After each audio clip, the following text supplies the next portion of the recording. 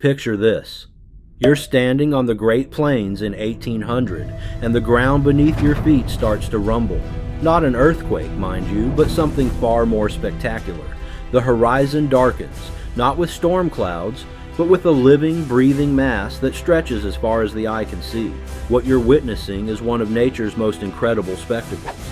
A herd of bison, also known as the American buffalo, thundering across the grasslands in numbers so vast they defy comprehension. Now imagine if I told you that in less than a century, this same species would go from dominating an entire continent to teetering on the edge of extinction. We're talking about a population crash so catastrophic it makes the worst stock market crashes look like minor hiccups. From roughly 60 million magnificent creatures to a mere 500 clinging to existence. This is the tale of how humanity managed to nearly erase one of North America's most iconic animals, then somehow found the will to bring it back from the brink of extinction. It's a story of greed, destruction, heroism, and hope.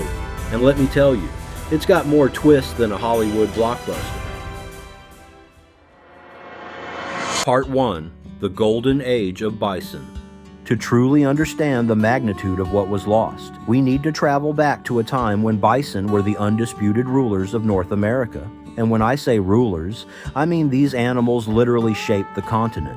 We're talking about an estimated 30 to 60 million bison roaming freely across what would become the United States and parts of Canada. A living, moving force of nature that was quite frankly just awesome. These weren't your average farm animals, mind you. A full-grown bull could weigh up to 2,000 pounds and stand 6 feet tall at the shoulder. Picture a creature built like a tank, with shoulders so massive they could easily put a huge dent in your car, topped off with horns that meant serious business. The females, while smaller, were no less impressive and arguably more dangerous when protecting their calves. But here's where it gets really interesting. Bison were essentially ecosystem engineers of the highest order. Their hooves aerated the soil, their grazing patterns created diverse habitats, and their wallowing behavior formed depressions that collected rainwater for countless other species. They were like massive, hairy landscapers, working 24/7 to maintain the health of the Great Plains. The relationship between bison and Native American tribes was nothing short of extraordinary. For people like the Lakota, Cheyenne, and Comanche, bison weren't just a food source. They were the foundation of entire civilizations. Every part of the animal was used. Meat for sustenance, hides for shelter and clothing, bones for tools, even dried dung for fuel. The phrase waste not, want not doesn't even begin to cover the level of efficiency these societies achieved. And the migrations? Let me paint you a picture that sounds like something out of a fantasy novel. Imagine herds so vast that when they moved, the thunder of hooves could be heard from miles away. Travelers would sometimes wait for days as a single herd passed by, a living river of brown fur flowing across the landscape. Some herds were estimated to contain over 1 million individuals, creating dust clouds visible from 50 miles away. These animals had turned the Great Plains into their personal highway system, following ancient migration routes that had been established over thousands of years. In spring, they'd head north to feast on fresh grass, and come winter, they'd migrate south to escape the harshest weather. It was a perfectly orchestrated dance of survival that had been going on since the end of the last ice age.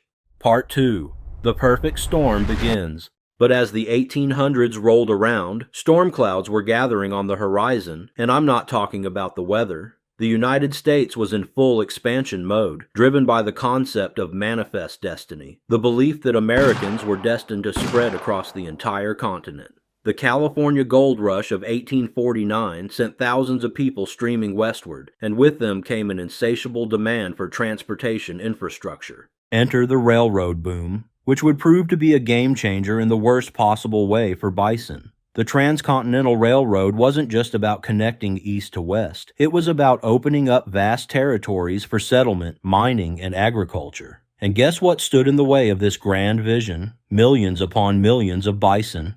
Initially, the relationship between the railroad and bison was almost comical. Trains would frequently have to stop and wait for herds to cross the tracks, sometimes for hours. But it didn't take long for someone to realize that these massive animals represented serious money. Bison hides were incredibly durable and perfect for industrial belts used in the rapidly mechanizing economy back east. Suddenly, what had been seen as an obstacle became a business opportunity. The discovery that bison hides could be processed into high-quality leather was like striking oil, except this oil had legs and roamed freely across the plains. European demand for leather was skyrocketing due to industrialization, and American entrepreneurs were quick to capitalize. What started as occasional hunting to feed railroad workers quickly evolved into something far more sinister. But here's where things get really dark, and this is crucial to understanding what happened next. The United States military began to see bison elimination as a strategic weapon against Native American tribes. General Philip Sheridan, who was no stranger to harsh tactics, reportedly said that buffalo hunters had done more to settle the Indian question in 2 years than the Army had in the previous 30. The logic was brutal but simple. Eliminate the bison, and you eliminate the foundation of Plains Indian society. This wasn't some accidental byproduct of westward expansion. This was a deliberate strategy designed to force Native Americans onto reservations by destroying their way of life. The bison, through no fault of their own, had become pawns in a larger game of conquest and control. Part 3. The Buffalo War. What happened next can only be described as an industrial-scale massacre that would make even the most hardened person's stomach turn. The period from roughly 1870 to 1880 became known as the Great Slaughter, and let me tell you, it was efficient to a terrifying degree. Professional buffalo hunters emerged seemingly overnight, armed with high-powered rifles that could drop a bison from hundreds of yards away. These weren't your typical frontiersmen hunting for survival. These were businessmen with deadly precision. Take Buffalo Bill Cody, for example, who reportedly killed over 4,000 bison in just 18 months while working as a supplier for the Kansas Pacific Railroad, and he wasn't even close to being the most prolific hunter. The most infamous of these hunters was probably C.J. Jones, aka Buffalo Jones, who claimed to have killed 300 bison in a single day. But even he paled in comparison to others who turned bison hunting into an art form of destruction. The really skilled hunters developed techniques that were both impressive and horrifying. They could identify the lead cow in a herd and take her down first, causing the rest of the animals to mill around in confusion rather than flee, making them sitting ducks. The railroad companies actively encouraged this slaughter by offering special hunting trains. Picture this. Wealthy tourists from the East Coast would pay good money to ride out onto the plains in luxurious train cars, stick rifles out the windows, and blast away at bison herds for sport. They didn't even stop the trains. Passengers would shoot from moving cars and leave the carcasses to rot where they fell. The scale of waste was absolutely staggering. In many cases, hunters would take only the hide and tongue, leaving tons of meat to decompose on the plains. The smell during summer months was reportedly so overwhelming that travelers would detour for miles to avoid the stench. Native Americans watching this destruction were horrified not just by the loss of the animals, but by the complete disregard for their spiritual and cultural beliefs about respecting the gifts of nature. And here's a detail that really drives home the insanity of this period. Mountains of bones, and I mean literal mountains, began piling up across the Great Plains. These bone piles sometimes reached 20 feet high and stretched for hundreds of yards. The bones were eventually collected and shipped back east to be ground into fertilizer, because apparently every single part of these magnificent animals had to be turned into profit. By 1880, the southern herd of bison, which had once numbered in the millions, was completely extinct. The northern herd was hanging on by a thread, scattered into small, terrified groups that spent most of their time hiding rather than grazing openly as their ancestors had done for millennia. Part 4. Reaching rock bottom. By the mid-1880s, the unthinkable had happened. The species that had once numbered between 30 and 60 million was down to roughly 500 individuals scattered across the entire North American continent. The last wild herds were clinging to existence in the most remote and inhospitable areas they could find. Some had retreated deep into Yellowstone National Park, which had been established in 1872, but offered little real protection at the time. Others found refuge in the Badlands of Montana and the Dakotas, places so harsh that even the most determined hunters found them difficult to reach. But here's the truly heartbreaking part. These remaining bison weren't just physically depleted, they were psychologically traumatized. Animals that had once moved in confident, massive herds now skulked through forests and hid in valleys, jumping at every sound. The natural behaviors that had defined their species for thousands of years were being bred out of them by sheer terror. The genetic diversity that had made bison so resilient was now working against them. With so few individuals left, inbreeding became inevitable, weakening the remaining population even further. Scientists today call this a genetic bottleneck, and it's exactly as dire as it sounds. When a species gets squeezed down to such small numbers, it faces extinction even if hunting pressure is removed. Many Native American tribes were watching the spiritual center of their world disappear before their eyes. Sitting Bull, the famous Lakota leader, reportedly wept when he saw the vast bone fields where buffalo herds had once grazed. For these peoples, it wasn't just an environmental disaster, it was a cultural apocalypse. The few remaining wild bison were so rare that their sightings became front-page news. In 1886, a naturalist named George Bird Grinnell conducted one of the last comprehensive surveys and found fewer than 200 wild bison in all of Yellowstone. The writing was on the wall. Without immediate intervention, the American bison would join the passenger pigeon in the history books as another species that humanity had hunted to extinction. Part 5. Light in the Darkness. But just when things were looking hopeless, something remarkable happened. A small group of visionaries, scientists, conservationists, and even some former hunters began to realize the magnitude of what was being lost and decided to do something about it. These weren't your typical environmental activists, mind you, because the environmental movement as we know it didn't really exist yet. These were pragmatists who understood that once the bison were gone, they'd be gone forever. One of the most important figures in this early conservation effort was William Hornaday, the chief taxidermist at the Smithsonian Institution. In 1886, Hornaday traveled to Montana to collect specimens for what he assumed would be the last bison exhibit ever created. What he found there, a landscape littered with bones and virtually empty of life, shocked him into becoming one of the species' most passionate advocates. Hornaday didn't just collect dead specimens, he captured several live calves and brought them back to the National Zoo in Washington, D.C. These animals became the foundation of one of the first successful captive breeding programs in American history. But Hornaday knew that a few animals in a zoo wouldn't be enough. He needed to create a movement.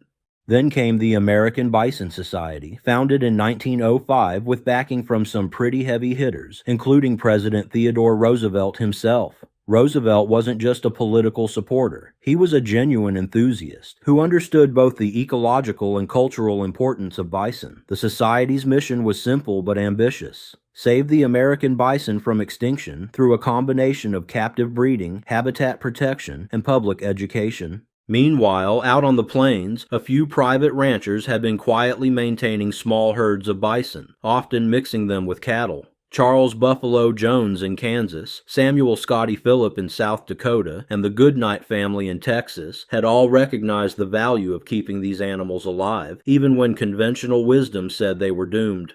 Perhaps most importantly, several Native American tribes never gave up on bison, maintaining small herds even through the darkest days. The Flathead Reservation in Montana, for example, had managed to keep a few animals alive, passing down traditional knowledge about bison behavior and care that would prove invaluable in later recovery efforts. The Canadian government also played a crucial role, establishing what would become Elk Island National Park, specifically to protect a small herd of plains bison. These northern animals would later prove to be genetically distinct and incredibly important for diversifying the recovering population. What made these early conservation efforts so remarkable was their collaborative nature. Former enemies were working together. Military officers who had once supported bison elimination now helped protect the remaining herds. Wealthy industrialists funded breeding programs, and Native American tribes shared their traditional knowledge with government scientists. Part 6. The Long Road Back.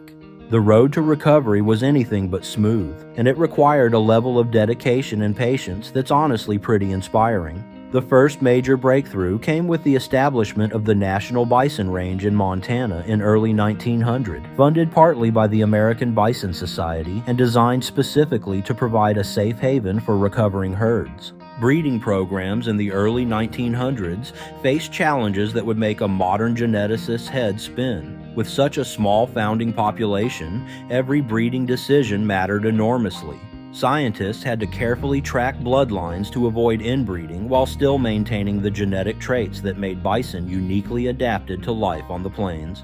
One of the biggest challenges was relearning bison behavior. After decades of being hunted to near extinction, the surviving animals had lost many of their natural behaviors. They were skittish, didn't migrate properly, and had forgotten how to form the large social groups that were crucial to their survival. It was like trying to rebuild not just a species, but an entire culture. The Yellowstone herd became a living laboratory for understanding bison ecology. Park rangers and scientists spent decades observing these animals, documenting everything from their grazing patterns to their social hierarchies. This research proved invaluable as other herds were established across the West. World War I actually provided an unexpected boost to bison conservation. The war created demand for warm clothing, and several entrepreneurs discovered that bison wool, the soft undercoat that bison shed each spring, made excellent insulation for military gear. This gave ranchers an economic incentive to maintain bison herds beyond just their novelty value. The 1920s and 1930s saw steady but slow progress. New herds were established in places like Wind Cave National Park in South Dakota and Theodore Roosevelt National Park in North Dakota. Each new population was carefully managed, with animals moved between herds to maintain genetic diversity and establish breeding groups in suitable habitat. Native American tribes played an increasingly important role in this recovery. The establishment of the Intertribal Buffalo Council in 1990 marked a new chapter in bison conservation, bringing together traditional knowledge and modern science in ways that benefited both the animals and the communities that had always depended on them. Modern conservation efforts have focused not just on increasing numbers, but on restoring ecological function. Scientists realized that bison weren't just another grazing animal. They were a keystone species, whose presence changed entire landscapes. Their grazing creates habitat for hundreds of other species, from grassland birds to prairie dogs to the predators that depend on them. Now, what it all means. Today, the North American bison population has climbed to somewhere around 500,000 individuals, though only about 30,000 of those live in conservation herds that are managed for genetic purity and ecological function. It's not the 60 million that once thundered across the plains, but considering we came within a whisker of losing them entirely, it's nothing short of miraculous. What makes this comeback story so remarkable isn't just the numbers, it's what it represents. The near extinction and recovery of the American bison marked a turning point in how humans think about our relationship with the natural world. It was one of the first times that people realized that our actions could completely eliminate a species, and more importantly, that we had the power to bring them back. The lessons learned from bison conservation have been applied to countless other endangered species, from gray wolves to California condors to black-footed ferrets. The techniques developed for managing small populations, maintaining genetic diversity, and reintroducing animals to the wild have become the foundation of modern conservation biology. But the story isn't over yet. Modern bison face new challenges, from habitat fragmentation to disease management. The next chapter of their recovery will require the same kind of innovation and collaboration that saved them from extinction in the first place. From 60 million to 500 to 500,000. Now that's what I call a great American comeback. It's proof that even when things look absolutely hopeless, human determination and ingenuity can work miracles. The thunder of bison on the Great Plains may never again shake the earth like it once did, but the fact that it can be heard at all is a testament to what's possible when we decide that some things are too precious to lose forever. If you found this video interesting, consider liking it, subscribing, and hitting that bell for more great animal stories of survival, resilience, and the untold side of the animal kingdom.